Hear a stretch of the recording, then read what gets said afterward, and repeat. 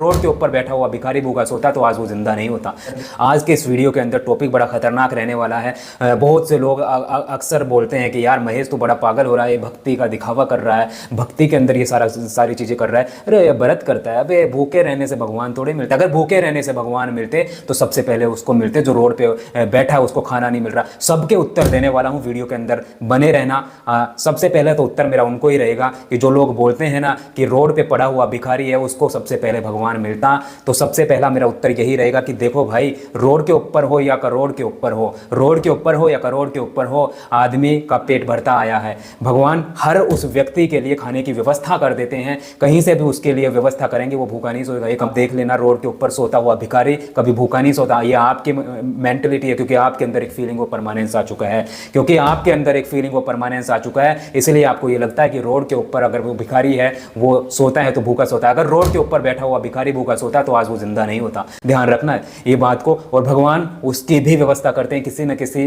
को इंस्पायर कर देते हैं भगवान कि उसके लिए व्यवस्था कर दे, यार भिखारियों को खिला दे, उधर वो आदमी भूखे बैठे होंगे उनके लिए कहीं से कुछ ना कुछ व्यवस्था कर दे। ये फीलिंग भगवान देते हैं और इसको बोलते हैं कि भगवान किसी की चेतना के अंदर उसको इंस्पायर कर देते हैं। तो ये होती है। तो जिंदगी के अंदर कभी मत कहना कि जो रोड के ऊपर बैठा हुआ भिखारी होता है उसको ज़्यादा फल मिलेगा, तुम ये जो व्रत करते हो। और व्रत करने का क्या फल मिलता है, व्रत क्यों करना चाहिए, उसके भी सारी चीज़ें मैं बताऊंगा कि मैं व्रत क्यों करता हूं। देखिए, मैं दुनिया व्रत क्यों करती है उसके बारे में नहीं जाऊंगा। दुनिया व्रत करती है सोमवार, मंगलवार, बुधवार, गुरुवार सबके, वो उनका एक अलग फिलोसॉफी है, उनकी फिलोसॉफी है कर्मकांड। तो 3 लेयर्स के अंदर हम भक्ति को बांटते हैं, कर्मकांड, ज्ञानकांड और उपासना कांड। कर्मकांड सबसे नीचे लेवल की आती है, ज्ञानकांड उससे ऊपर के लेवल की आती है, और उपासना कांड सबसे ऊपर के लेवल की भक्ति आती है। तो भक्ति के ये 3 लेवल्स हैं। और कर्मकांड के अंदर होते हैं सोमवार का व्रत कर लिया, मंगलवार का व्रत कर लिया, ये सारी चीज़ें आती है कर्मकांड के अंदर। कर्मकांड के अंदर जब आदमी की कोई इच्छा होती है कि यार देखो मैं सोमवार का व्रत करूंगा, मेरे को अच्छा पति मिल जाए जो मेरी खूब यहाँ पर गुलामी करे,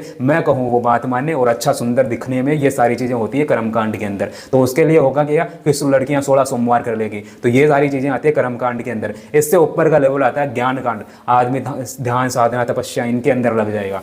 ठीक है, वो कर रहा है, तितिक्षा कर रहा है, वो जैसलमेर की रेत के अंदर 65 डिग्री टेम्परेचर के अंदर रेत के अंदर धंसा हुआ उसका शरीर जल रहा है, ये होता है तितिक्षा। क्योंकि उसने अपना जो शरीर है इस तरीके से ढाल लिया कि वो 65 डिग्री को झेल सकता है। वो चला जाता है हिमालय की गुफाओं के अंदर, हिमालय के अंदर चला जाता है -40 डिग्री टेम्परेचर के अंदर, बर्फ के अंदर, बर्फ के जमे हुए बर्फ को घोल करके पीता है, बर्फ के अंदर रहता है। ये सारी चीज़ें आती है तितिक्षा के अंदर। तो ये उपासना कांड। जब उपासना कांड के अंदर व्यक्ति भगवान की आदेशों को पालन करके भगवान जो चाहते हैं, भगवान की प्रसन्नता के लिए जो काम करता है, उसको बोलते हैं उपासना कांड। तो जो भी वैष्णव लोग उपासना कांड के अंदर भक्ति करते हैं वो बहुत ही एडवांस लेवल की भक्ति होती है। उसके अंदर वैष्णव की जो भी एकादशी का व्रत करता है उसकी कोई ये इच्छा नहीं होती कि भाई मुझे ये मिल जाए, मुझे वो मिल जाए, मुझे देखो इतना सारा धन मिल जाए, मैं रोड से करोड़ तक पहुंच जाऊं, ये कोई इच्छा नहीं होती है। बल्कि सब कुछ होता है भगवान की प्रसन्नता के लिए, और भगवान की प्रसन्नता के लिए ही, और साथ में अपनी जो भक्ति है उसको फ्लरिश करने के लिए। और साथ ही साथ में जो व्रत करने का जो साइंटिफिक फॉर्मूला है वो ये भी है कि यार देखो, जब आप व्रत करते हो ना